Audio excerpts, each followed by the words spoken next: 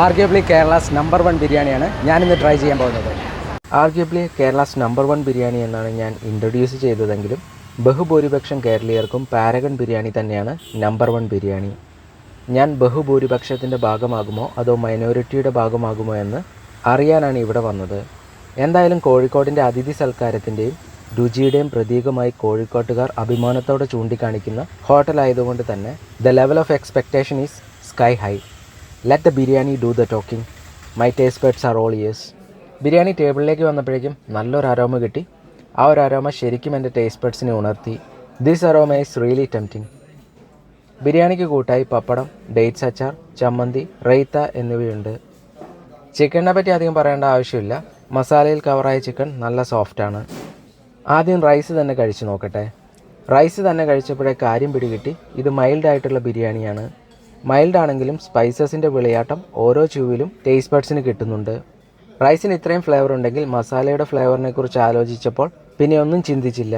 അടുത്ത ഇര മസാല തന്നെ. മസാലയും റൈസും കൂടിയുള്ള കോംബോ പ്യുവർ ബ്ലിസ് ആണ്. മസാലയും മൈൽഡാണ്, പക്ഷേ വായിൽ ശരിക്കും പറഞ്ഞാൽ രുചിയുടെ സ്ഫോടനമാണ് നടക്കുന്നത്. പല ടൈപ്പ് മസാല ഫ്ലേവർ ഉണ്ട്. മൈൽഡ് ആണെങ്കിലും റിവീലിംഗ് ആണ്. അതാണ് ഹൈലൈറ്റ്.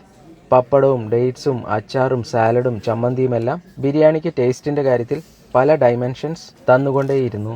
ഇവരുടെ ബിരിയാണി യുണീക്കാണ്. റൈസിൻ്റെ ഫ്ലേവറും അരോമയും സൂപ്പറാണ്. മസാല പൊളിയാണ്. ചിക്കൻ ജ്യൂസിയാണ്. സാധാരണ ബിരിയാണി റൈസ് മസാല കൂട്ടി കഴിക്കുമ്പോഴാണ് ടേസ്റ്റ് എക്സ്പീരിയൻസ് നെക്സ്റ്റ് ലെവലിലേക്ക് എത്താറ്.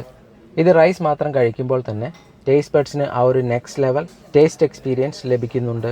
This biryani is magical. A smell of flavour in every bite. ഇത് കേരളത്തിലെ നമ്പർ 1 ബിരിയാണിയാണെന്ന് എനിക്ക് ഉറപ്പിച്ച് പറയാൻ സാധിക്കില്ല.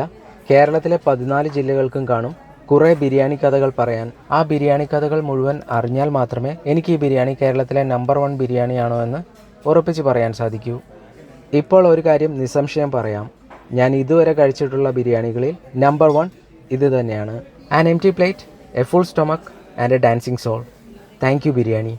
ബിരിയാണി കഴിച്ചു കഴിഞ്ഞപ്പോൾ എൻ്റെ മനസ്സിൽ ഒരേ ഒരു ക്വസ്റ്റ്യനേ ഉള്ളൂ. How can a biryani be so mild and yet so flavourful? ഉച്ചയ്ക്കൊക്കെ ഇവിടുന്ന് ബിരിയാണി കഴിക്കുക എന്ന് പറയുന്നത് ഭയങ്കര ശ്രമകരമായ ഒരു പരിപാടിയാണ്. നന്നായിട്ട് വെയിറ്റ് ചെയ്യണം. വലിയ ക്യൂ ഉണ്ടാവും. ആ ക്യൂവിൽ ഇങ്ങനെ കുറേ നേരം വെയിറ്റ് ചെയ്ത് കഴിഞ്ഞാൽ ലക്കുണ്ടെങ്കിൽ ഒരു സീറ്റ് കിട്ടും. അങ്ങനെയാണ് ഇവിടുത്തെ അവസ്ഥ. പക്ഷേ നമുക്കിവിടുന്ന് ബിരിയാണി കഴിക്കാൻ പറ്റും, വെയിറ്റ് ഒന്നും ചെയ്യാതെ. അതിനൊരു ചീറ്റ് കോഡുണ്ട്. അതെന്താണെന്ന് ഞാൻ പറഞ്ഞിട്ട് ഈ വീഡിയോ അവസാനിപ്പിക്കാം.